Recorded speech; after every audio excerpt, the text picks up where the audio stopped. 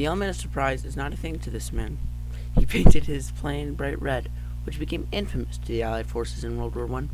His bright red colors struck fear into the hearts of the Allied airmen in his Albatross D3, D5, and Fokker DR1. He shot down 80 Allied planes before he himself was shot down. His name was Manfred von Richthofen, or more commonly known as the Red Baron. Richthofen was born on May 2nd, 1892, in the German Empire, but what would now be in modern-day Poland. He liked to spend his days on horses. He enjoyed hunting with his brothers Lothar and Bolko. They hunted for birds, wild boar, deer, and elk. He also enjoyed gymnastics at school. He lived a comfortable aristocratic life up to the Great War. And in the Great War, he was a cavalry reconnaissance officer, where he saw action on both fronts. After the cavalry had become runners for messages, Richthofen had become bored of not engaging in the action and just handing messages. Who can't relate? So Richthofen transferred to the Imperial German Air Force, or Die Pickledhaubes der Deutschen Kaiserreich, and he crashed on his first solo flight. An ironic footnote in the storied man and legend of Manfred von Richthofen. Manfred von Richthofen was born in an aristocratic Prussian family on May 2nd, 1890. Wait, not his literal birth! No, his birth as a war hero. Oh, well, that makes a lot more sense. Thank goodness! I did not want to learn how he was born. Phew to mamas! Alright, let's get back on track. When Richthofen met German war air ace Oswald Biokel, he was inspired to become a pilot, and after his training, he joined the Kampfschlager 2, where he flew a two-seater Albatross. Due to him being, Richthofen appearing to be a below-average pilot, he ended up in the observer's seat, where he ended up shooting a French Nieuport down. Biokel met with Richthofen to recruit his new squadron, the Jasta II. Biokel only survived 2 months after the recruiting of Manfred von Richthofen, but he still drilled hard flight tactics into them, stuck throughout Richthofen's legendary career of flight.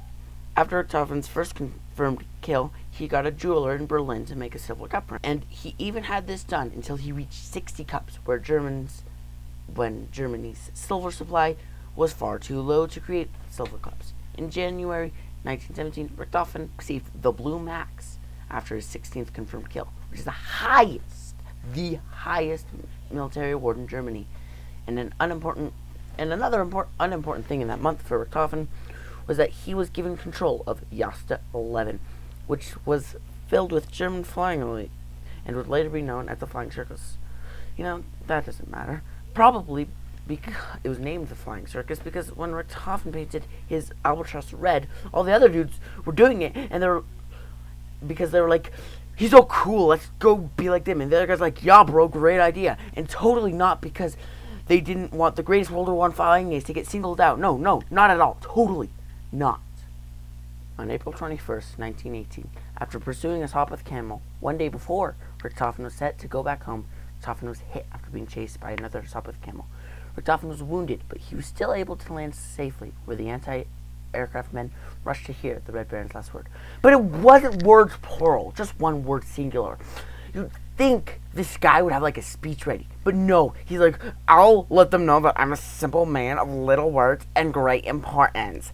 So anyway, he said, kaput, which means broken. So I guess, he wasn't doing well that day. Maybe he woke up on the wrong side of bed, or maybe he even didn't eat breakfast, or potentially he got shot down and died that day. But anyways, he was given a full military funeral by the Allies, which is quite amazing considering how he killed so many men in the Allied air forces. But it shows how much dignity and respect they had for each other, considering they were killing each other with death machines. Death machines. But if I were Richthofen, I wouldn't be that broken, because he is Snoopy's rival. Like, how could you beat that? And another extraordinary thing about that guy is that he has a pizza brand in his name. Like, if there was a pizza named after me, I would, even though the pizza's inventors fought against the Germans in World War I, and Richthofen was German, I would be so ecstatic. But, I guess, they didn't have his face right, so I guess that's why, that's not good.